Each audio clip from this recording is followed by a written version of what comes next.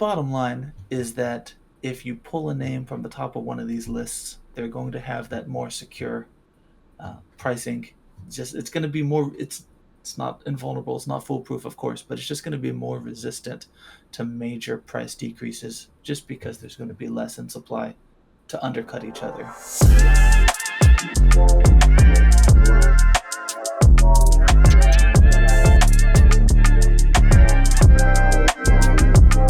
What is up, Candy fam? My name is Nate, that's David, and this is the Talking Candy Weekly Update.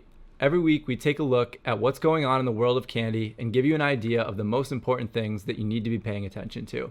And while David and I each have collections of our own, none of this is financial advice. Please do your own research. We are just here to have a good time. And if you enjoy these videos, if they bring you value, but you are not subscribed yet, I like you, but you're crazy. David, how you doing? I'm doing great. I'm excited. It's just, we both know that this is an off week in between drops for the 2022 lead-off set, but there's never a dull moment with candy. Yep. And I can't wait to get into that. Yep, definitely a little bit of an in-between week here. Excited for the pack drop next week. Had to wait an additional week with the reconfiguration of how the drops are working. But still plenty to talk about. We're going to get into the new Braves drop, the new Braves World Series collection, which includes a 1-of-1, as well as getting into the 21 sales that we haven't talked about so much over the last couple weeks. We're going to take a look at the last 3 weeks of sales specifically, give everybody an idea of what that looks like.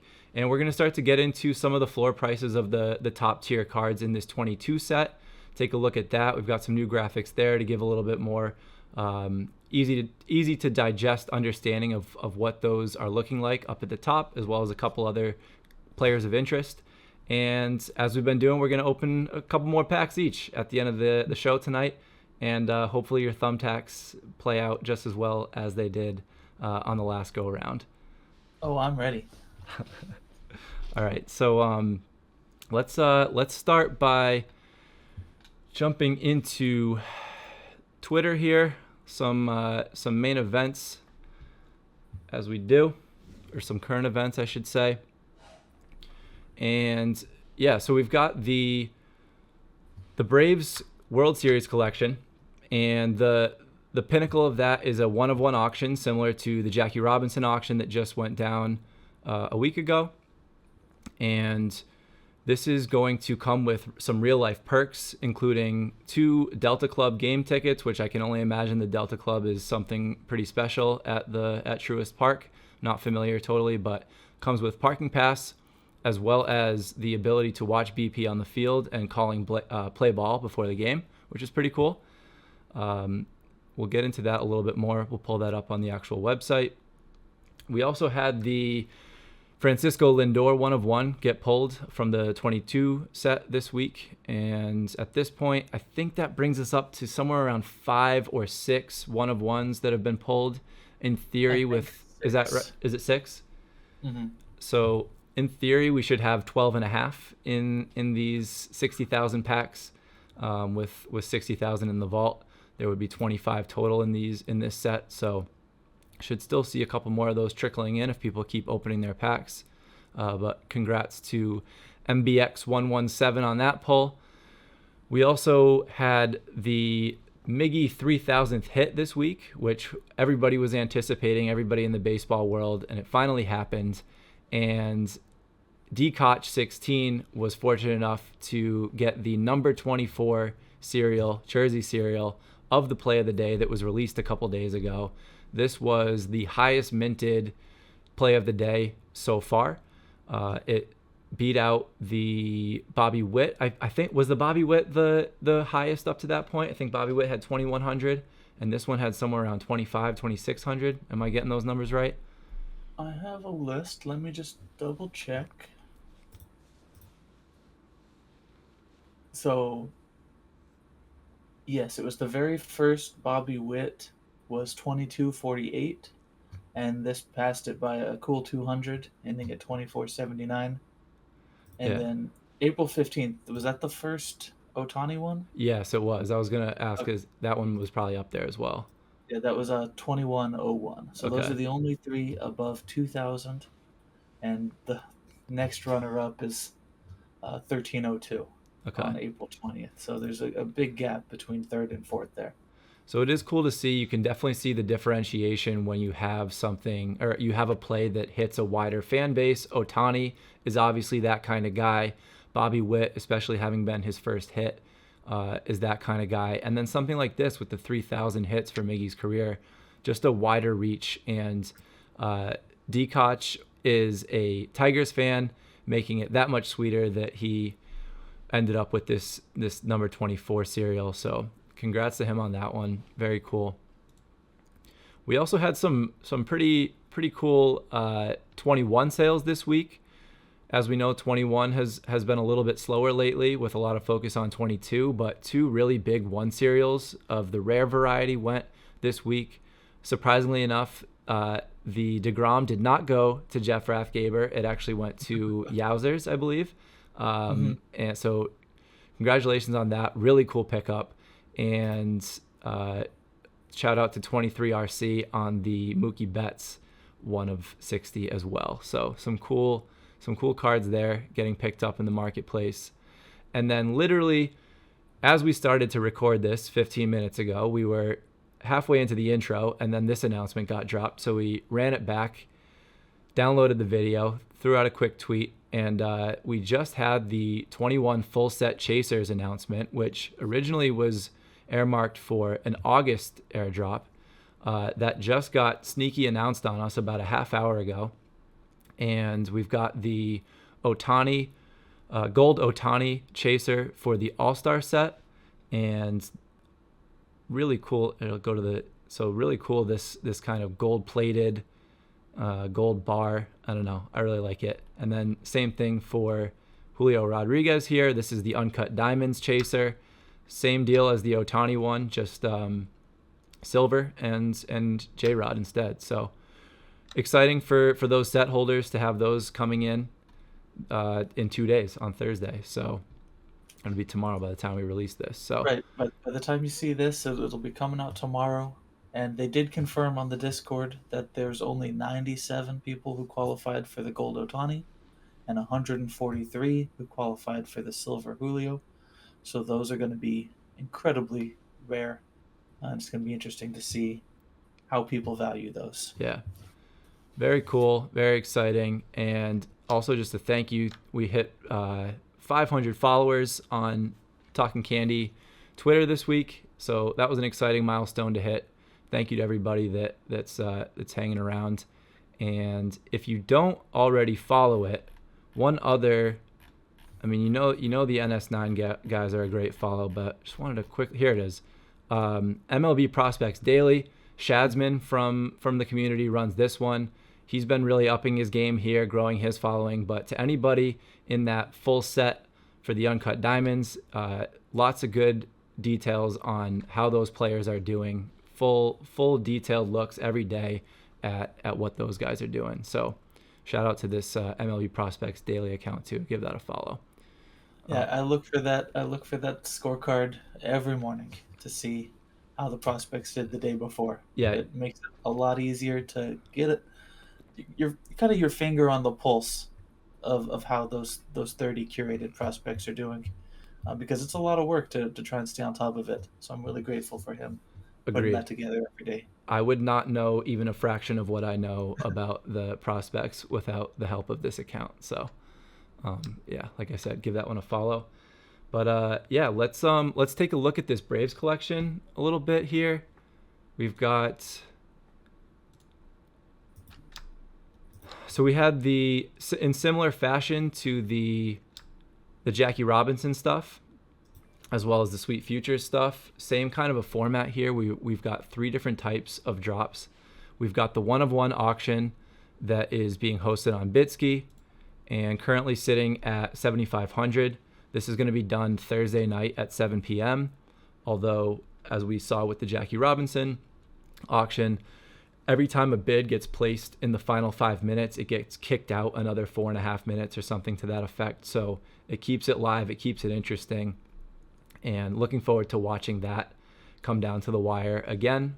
see what that one goes for. Really cool NFT here.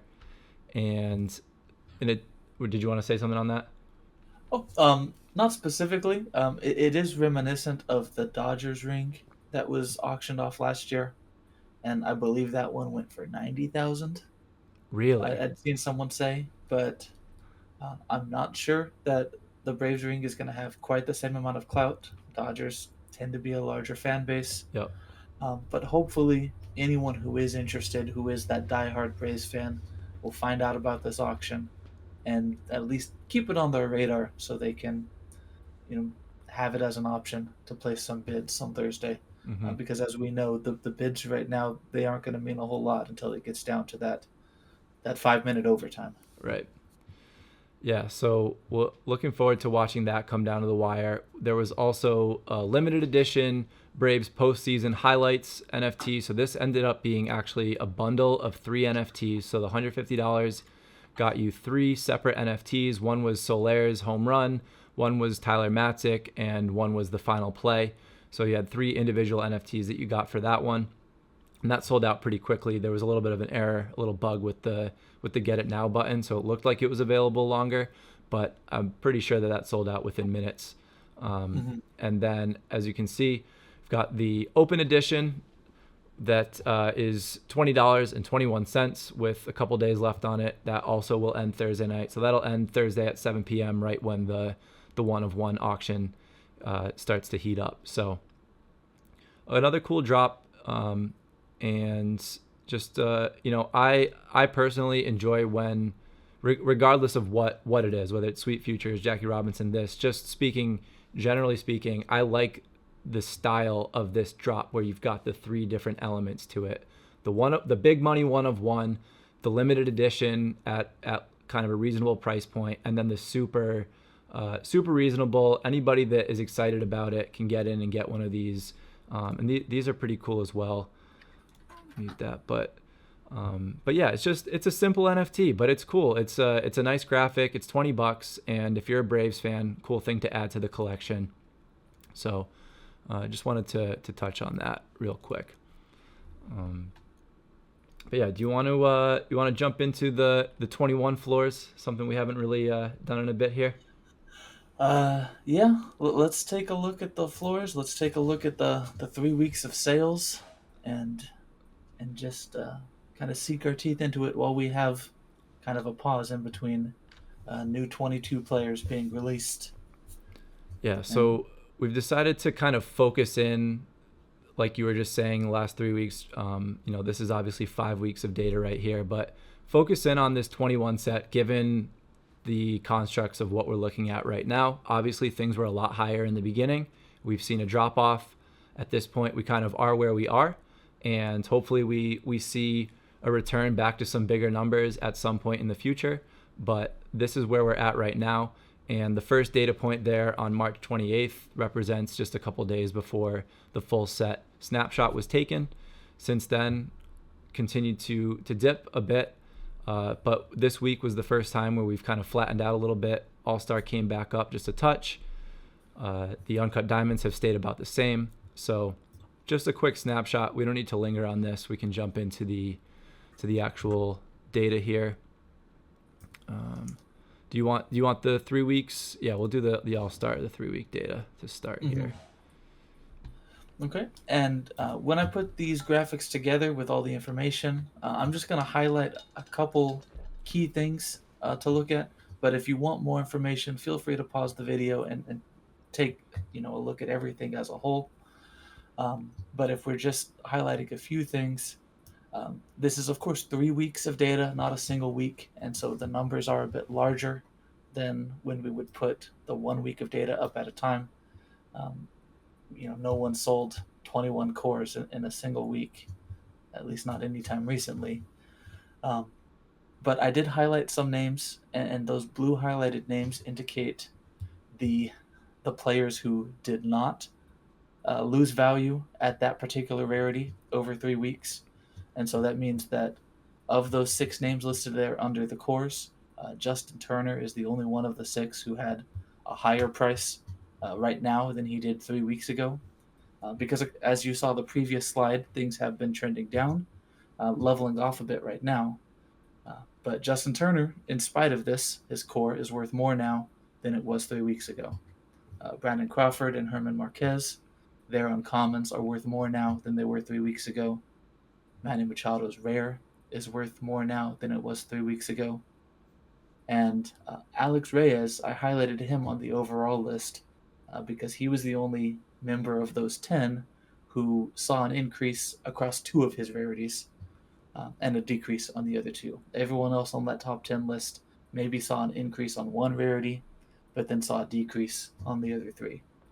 And so, taking it as a whole, it is, of course, a bit grim to see these prices compared to what we'd seen, a month ago, 2 months ago.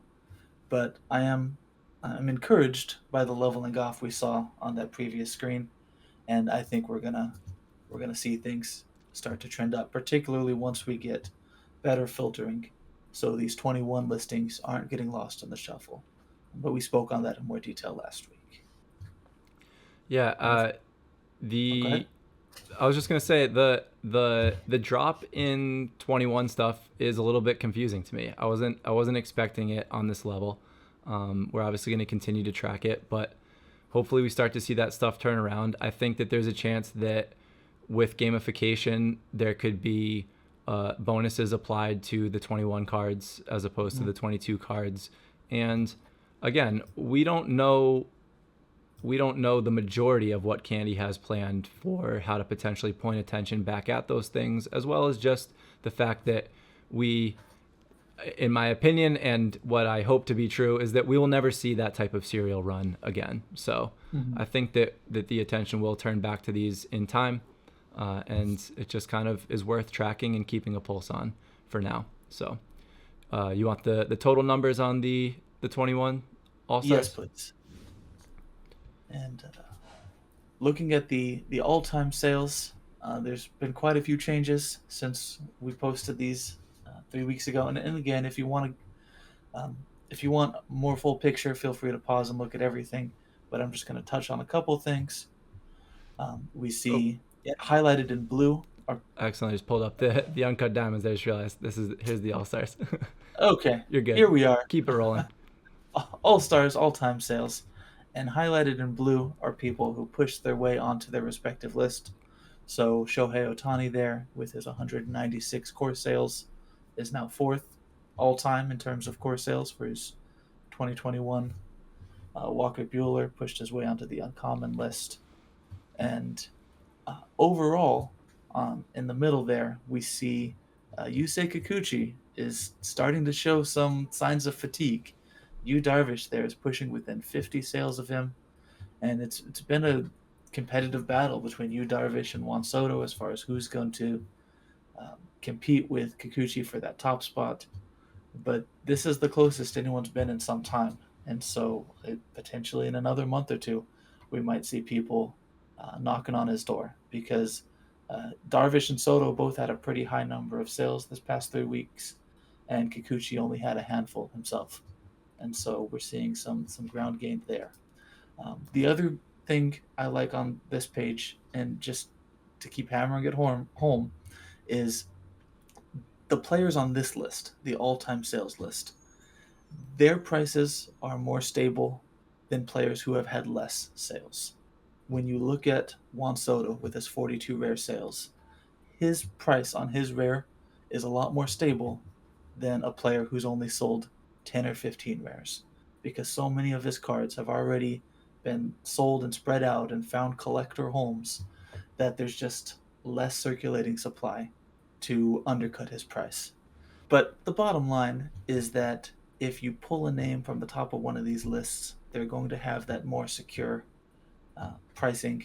It's going to be more. It's not invulnerable. It's not foolproof, of course, but it's just going to be more resistant to major price decreases, just because there's going to be less in supply to undercut each other. And we've been seeing that, um, across these past few weeks when everything else is down. Some of these cards are down as well, just not as much. And so, look to these lists and find a player you care about, a rarity you care about, and see if one of those cards will work for you. And that would be a play that I would endorse. I think that I kind of just answered my own question with the insight that you just provided here, which is that so you take a card like Juan Soto's rare, and you've got 42 sales on it, and obviously there could be some duplicates there, but just for simplicity's sake, let's say it's 42 out of 60. That means 42 of those cards now have an entry point much, much higher than the $17 average on a $50 pack from last October. And Mm-hmm. so now if you apply that to this set as a whole, you had a lot more cards that had not been sold yet, that to those individuals, their entry point was extremely cheap compared to what they're worth now. And we Right. have seen some fear in this space. We have seen some, significant dips in prices overall. So now any of those people that their entry was still a $50 pack, they might be thinking, well, my card that was worth 2,000, now I can get 1,000. I'll still take it. My card that was worth 300, now it's worth 150. I'll still take it. So you remove that from the equation, like you said, when you have these re-entries into these cards where you now have a new baseline for what that entry point is, and you're going to be much less willing to move on from a rare Juan Soto that you spent a couple $1,000s on, a few $1,000s on Mm-hmm. for less than what it's really worth. So that I'm sure explains some of why we're seeing the undercutting happening, because if you are panicking, and some people are, then you're still looking at it as profit, and then you have to do what you have to do. But yeah, I think it's you got my wheel spinning there a little bit. I appreciate the insight. Well, and I like that too. These were for some people $17 cards, and so it does make it easy to accept much less than these prices were, because these prices were a lot higher just a month and a half ago. But even people who paid for a pack on secondary, who paid 500 or even $1,000 for a pack on secondary, if you pulled a Juan Soto from one of those, you could still average your price down to $170 per card or $330 per card, and you would still accept much less than the prices Juan Soto was going for previously. Mm-hmm.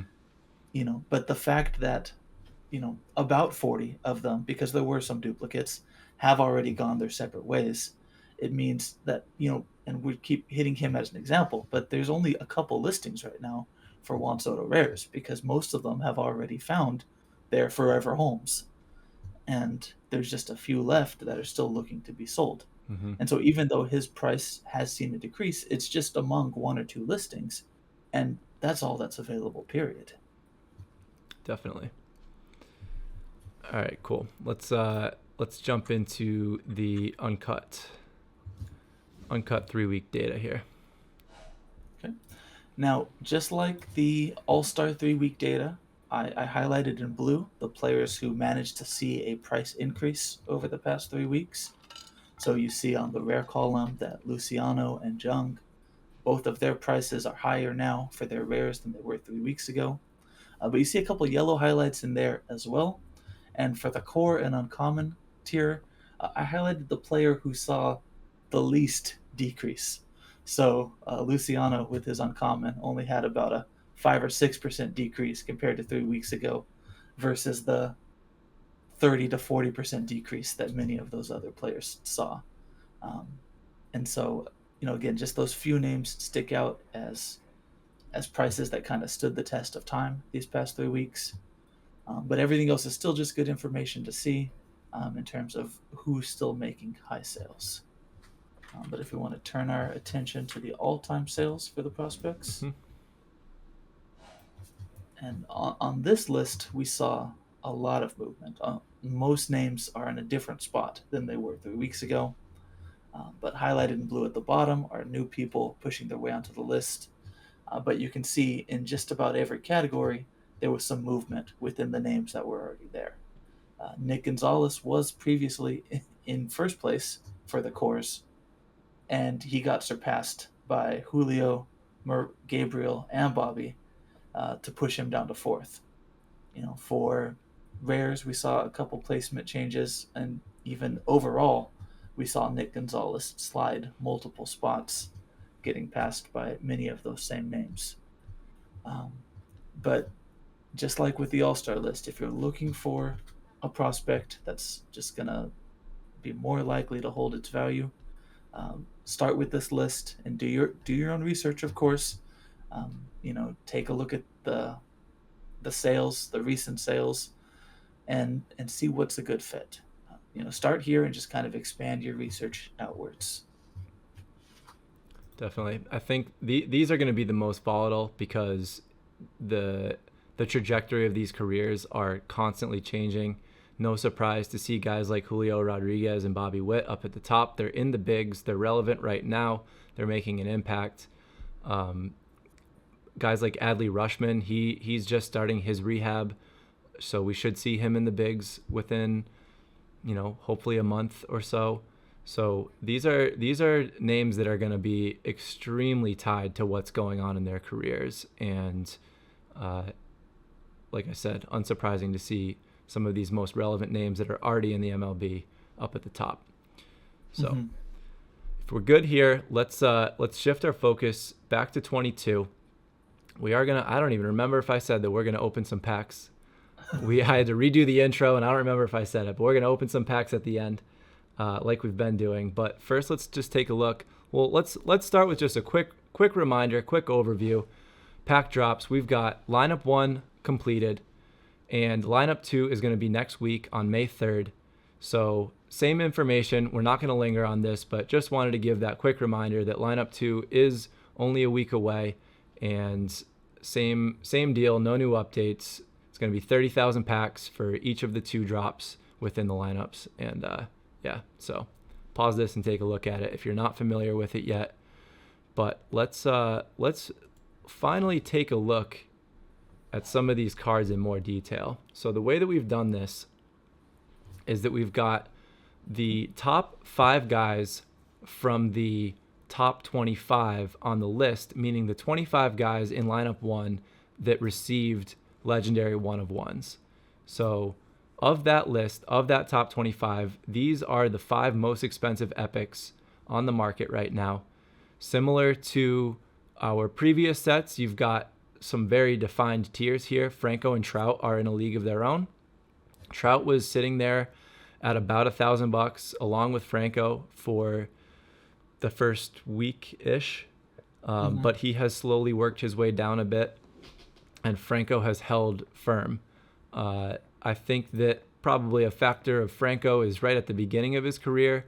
The upside is uncapped. Anything could happen with that career. Whereas Trout, you kind of know what you're getting. It's a little bit safer, relative term. Uh, his career has been what it's been, and he's one of the best to ever do it. Hopefully he continues to do it for many more years. But then we see a drop into Harper, Buxton, and Lindor. Lindor has been a product of his play on the field already, which is cool to see. We've talked about looking forward to seeing that impact the value of the cards within this Candy project. He was not in this top 5 a week ago, but he has just performed day in and day out. He's one of the hottest bats in baseball right now, and we all know he can do it with the glove. So Buxton has also been trending upward with his performance. He just had the longest walk-off home run ever recorded, 469 feet. He got his own play of the day, so there's attention on him. And Harper was always going to get attention. Him and Franco were the 2 names that people were most looking forward to in this drop. So just a good little visual here to give you an understanding of what the Vadis of this new set is. We don't have the Acuñas and the Tatises and the Sotos yet, but we have these guys, and this is kind of the top tier here. Yeah, go ahead. And I do think the reason that Trout might have slid as well is because he was a 21 All-Star. So many people may have already had some cards of his that they consider to be more premium. Someone who's sitting on a Trout Rare or a Trout Epic from the 21 set might be less inclined to pay $1,000 for a Trout Epic from the 22 set. Whereas Mm-hmm. this is Franco's debut for Candy NFTs. And so that's going to, just kind of solidify his position here. Whereas someone who is a repeat uh, has more of a reason to slide among those big purchases. So right now, an Epic 2022 Trout and a core 2021 Trout are just about the same price. Which one would you rather have? Personally, I think I stick with 21. The epics, everything on 22 looks so clean, but I'm just a numbers guy at heart, and just the scarcity of 21, I think, is gonna stand the test of time. Yeah. I mean, you've got a lower mint count on these epic 22s than you do of the core 21s, but I agree. I'm still leaning towards that original product. Not that I don't love these, but if I had, gun to my head, I got to pick one or the other. I'm with you. I'm still leaning core 21 Trout. But let's take a look at the worth mentions here. So none of these guys are in the top 25, meaning none of them got the legendary treatment. Although, as I've stated, I think Cabrera should have. Mm-hmm. He's really the only one that stood out to me as a little bit confusing given where he's at in his career. But I understand that he's not super relevant in terms of his on-field performance now, even though he just got his 3,000th hit. But would have liked to see him with a 1 of 1. But needless to say, these are all interesting cards because they're all pulling premiums despite being in these lower tiers. So Cabrera would actually be tied for fourth in that first bucket along with Buxton for the fourth highest epic price right now. O'Neal Cruz does not have an epic. His highest tier is a rare, but he would actually be the fourth overall rare when thrown into the bucket of those top guys. Jose Barrero is the second most highly touted prospect in this set. I only know this from watching the NS9 show last week, but I believe that O'Neal Cruz is far and away a higher prospect ratings-wise, rankings-wise in the MLB, but Barrero is undoubtedly the number 2 within this 180-player set. So he is ranking 5th in terms of uncommon prices, which is his highest tier. And then we've got Brett Phillips in here just because you and I like Brett Phillips. We've both collected a handful of his cards, and as we've talked about, he's just a big ambassador, so it's fun to keep track of his stuff as well. And he is pretty high up there in terms of uncommons just because he is a part of this project. He's got greater meeting, but also his video is really good. They've got the walk-off home run where he flies around second base with his arms out like in wings. So yeah, these are just 4 that I think are standouts that are worth being aware of and understanding why these prices are higher. O'Neal Cruz's prices are crazy right now, and it's because it's the hype around him being a prospect. He had a great preseason, and so these are cards that are making a name for themselves beyond just being a meme like Alex Vesia. Cabrera in particular, in addition to just clearly belonging in the highest tier, is a good case study in what performance can do to drive sales. Because this past week, he got his 3,000th hit, and the hype surrounding that caused him to nearly double the sales of anyone else in that top 25. If we were, looking at the sales in isolation, we would have seen that Byron Buxton would have been the winner with 56 sales. So out of the top 25, he had the most, 56. Miguel Cabrera, despite not being in the top 25, put him to shame with 102 sales this past week. And I think that is largely driven by the waves he made hitting that landmark milestone in his career. Yeah. You and I were involved in those numbers. We each have picked up a number of his cards. I've got a core, an uncommon, and a rare. Would like to add an epic to that collection. Been watching them, been eyeing them. But yeah, it's an exciting card to own. They picked a great video for it. It's his 500th home run, so they've added a little bit more history to it there.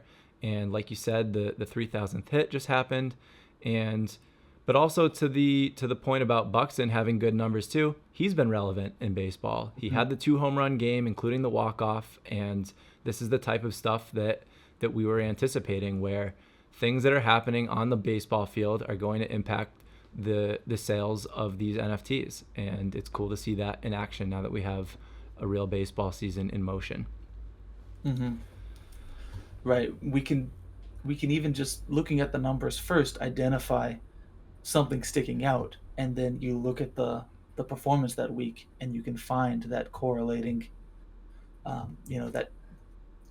event Mm-hmm. that would explain it. And so it's going to go both ways there, seeing Definitely. how all that connects. Yeah, I'm looking forward to getting to a point where we have this full body of 720 cards, or even just as we add one set of packs at a time, having that bigger body to look at and leveraging fantasy baseball research, leveraging, awareness of what's going on the field, and using that to anticipate what might go on in the NFT market as well. So Mm-hmm. adding a layer of fun to it. Now, of course, as more names get added to the marketplace, it could be even difficult, or even more difficult, to stay on top of everything. Mm-hmm. With even just the 180 that were added 2 weeks ago, it's much more difficult than it was before. But one thing that we did hear earlier today is that it sounds like they're getting pretty close to those filters. As we mentioned last week, those filters are due by the end of May, but it's possible we might see them even sooner than that. It sounds like at least the filter between 21, 22 sets is almost ready. And so anything like that is going to go a long ways towards making the marketplace more searchable, and just kind of improving that experience overall. Mm-hmm. Yeah, sorting by set, sorting by team, all things that have been promised to be here by the end of May, hopefully sooner. We've already seen the ability to search partial names get added back. We've Mm-hmm. seen the ability to search names that have the different characters, the unique characters that were tripping up the search mechanism. That is no longer an issue. So, for example, you can type in Acuna now and it will work. So, yeah, looking forward to seeing that continue to progress in the right direction. These problems were not nearly as noticeable when we only had 130 cards, but now that we've more than doubled that, it's a lot Mm-hmm. more burdensome, and it's understandable that it is a little bit frustrating for people that, it's tough to navigate, especially guys that have two cards now. Trout is one that has stood out as being particularly difficult to navigate. So as we move in the right direction with that stuff, hopefully it makes it more digestible for people to understand what they're getting into. And then the other thing that's exciting is that they've promised that all of those filters are eventually going to get pushed into the My Collection part of Mm-hmm. the page as well, which will allow us to take a look at our own collections in a more finely tuned manner. And I also wanted to point out, because you and I have had a couple conversations with people in Discord about this, but to anybody that doesn't know, why don't I just pull this up real quick? Actually, just the little hack. If you do have a big collection, so if you're in your collection and you click this share collection button, copy it and just paste it in the top, instead of having to go through all of your different pages, it all is now on one page and it's searchable. So you can just search by name and you can click around and you can find that guy, and makes it easier for listing. If you go in and delete a listing, you want to go back and add it, but you don't know if he's on page 3 or 5 or 7 or whatever it may be. Just an easier little hack right now while we wait for those filters to get added. Mm-hmm. Yeah, it's definitely been a lifesaver to pull up the entire set on just the single page. Uh, especially once you get beyond 3 or 4 pages at, you know, 12 NFTs per page, it gets quite cumbersome. Yes. The other thing that we overlooked on the marketplace, the small little update, is that when you search for a player, by default it shows you active listings now instead of all listings. And that's possibly my favorite change that they've pushed through this past week, because something that we'd regularly seen is people mispricing their NFTs or their packs, because they would search for something and the first thing that would come up would be, the most recent sale that happened to be very low because it was mispriced. Yeah. If you weren't sure what something was worth, if you had a trout, for example, and you searched it and the first thing that popped up was a $10 sale, well, of course the $10 listing sold because that's absurdly underpriced. But if that was the first thing you saw because it was showing you everything instead of just the active listings, the stuff that hasn't sold yet, that would give you the wrong impression. And we've seen people continually misprice their icons by not doing enough research. But it definitely helps push things. It's a nice guardrail to help people prevent from making that mistake. Definitely. Cool. All right. If that's all we got on the quality of life stuff, I think that it is time for us to open some packs. Time for packs. Let's do packs. All right. I think that is it it's your turn to go first this time. It's my turn to go first. So let me get your. We're still opening some lineup number 1 packs. Now, next week will be after the drop, so we'll have some lineup number 2 packs to open for you. I don't have your streams. I just clicked watch stream, but I don't have it coming through yet. If you want to give it just a second, then see what's going on. There we go. Got it. Got it. Okay. And you can see me moving around here. Yep. We're good. Okay. Perfect. Well, we're gonna start with pack 43,000. Nice round number. And we're gonna see what we get. Now I've got some fresh thumbtacks today. They worked so well last week. Are these new thumbtacks or the same thumbtacks? No, these are thumbtacks that I had already, but they're not the ones I used last week. Okay. Because I'm not sure if those ones are all used up. I think they might have been. You got to go into the new set. But I've got them set aside. So if these ones don't work, I can go back to those ones for my second pack. Those might have been the lucky thumbtacks. Okay. We'll find out. And maybe thumbtacks are done. Maybe I need to move on to staples or paper clips. We'll see what things bring. But we'll take it 1 pack at a time. Wait for the animation. Okay. Thumbtacks away. And okay. 2 uncommons to start, but as we always mention, it depends more on what's inside. Give this man a wander. Our first is starting pitcher Jose Urquidy, I believe that's pronounced. I think so. For the Astros. It's our first core. Second core, Jake Miggy, San Francisco Giants. I'm excited to see what serial number I got for that one. Never unhappy with the Giant. This is going well so far. Core number 3, Ryan Brazier, relief pitcher for the Red Sox. I mean, that one's more your speed, but I'll take it. Team relievers. First uncommon, Lucas Giolito for the White Sox, starting pitcher. Am I 4 for 4 on pitchers? I think you are. You're nailing it. It's, I mean... Who doesn't love an all-pitcher pack? Well, we got 1 left. All right, Ryan Mountcastle, the second uncommon, first baseman for the Orioles. It's an okay pack. 2 uncommons, could have been better. The highlight for me is the Jake Miggy, but not the greatest pack. Not the greatest. Let's see what the second pack will bring. We're just going to pick one from the middle here. And I'm not sure if I want to use more new thumbtacks or if it's time to go back to the old ones.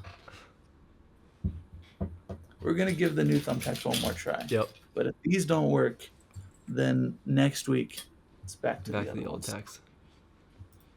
Okay. Maybe I didn't throw them early enough. I felt like I was a bit late that time. Yeah, you were a little late. The gems had already been revealed. Here we go. Done. Epic. Now we're on time. And a rare. Okay. Let's move in the right direction. Yeah. 1 rare in every 2.2 packs. That means I'm doing okay. Our first core, Will Myers, right fielder for the Padres. Second core, Tyler Matzik, relief pitcher for the Braves. Another pitcher. Third core, Eli White, left fielder for the Rangers. Nothing incredibly exciting, but let's check the uncommon. Giovanni Gallegos, closer for the Cardinals. Okay. All right, moment of truth. But the rare. This is what can make up for the mediocre pack so far. Franco. Okay. All right. Stanton. Take Giancarlo that. Stanton. Yeah, that is a good rare. That's a good pull. Yeah, he was just off the bubble on the top 5. He actually was number 5 for a little bit there, and then supplanted by Lindor. Lindor had the good week, and that pushed him ahead.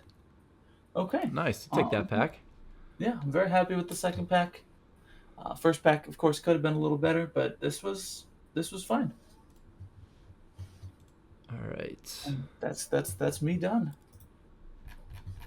Let's get back here. I'll just stare at this while you're getting ready.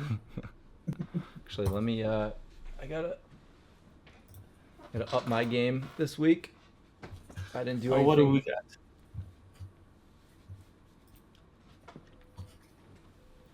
Got the dreadlock hat. My Brisbane Lions hat. To any Aussie football fans out there. All right. Hopefully this works. I haven't pulled anything of note yet, other than a Core Harper. Well, and you said that you have particularly bad pack luck. Very bad. Across all things. Across all things, pretty much. And so if things start to turn around, then this hat might be able to give you luck elsewhere. This could be it. This is my pack hat. All right, 101 incoming. Okay, good start.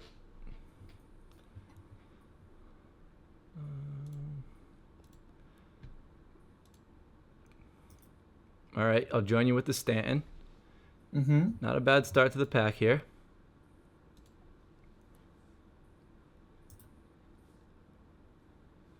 Rojas.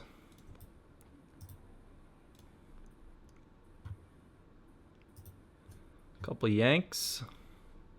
My favorite Always team. good with Yankees. Well, maybe not you, but from a value perspective. Swanson is a nice little pack here. But we are either going to have some disappointment or some excitement here. Let's see it. Hey! Nice. The hat worked.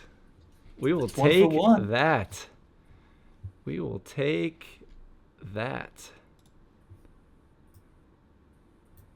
I think this is a diving play in center, right? A little web gem.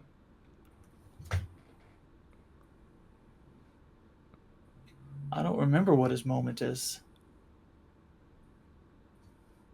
Flat out. Oh, yeah. Yes. Oh, yeah. Love it. That is my first really good pack. Take it. A top 5 epic. All right.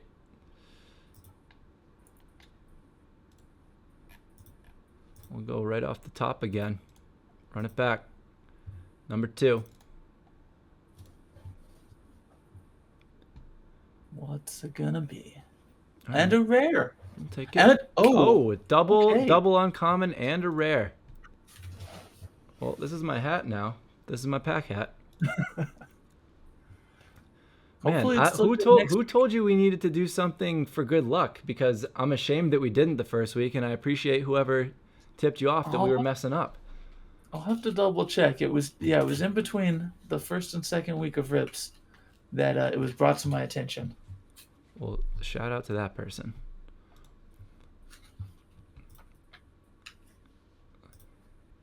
All right, we're a little too much representation from the pitching mound so far. As it continues, it's okay. We can make it up with this. We can make it up right here. Comes down to the rare.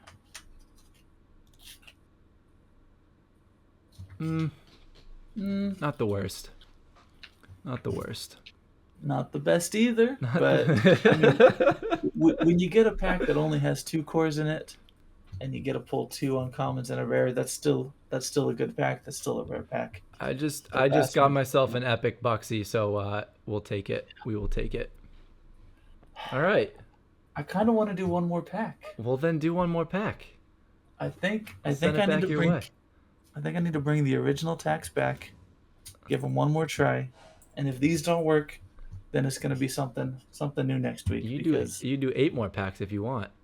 I'm not gonna do 8 more packs. I have to space things out. Okay, you throw your old thumbtacks, and I'll keep my hat on, and for sure you'll get a 101. Okay, for sure.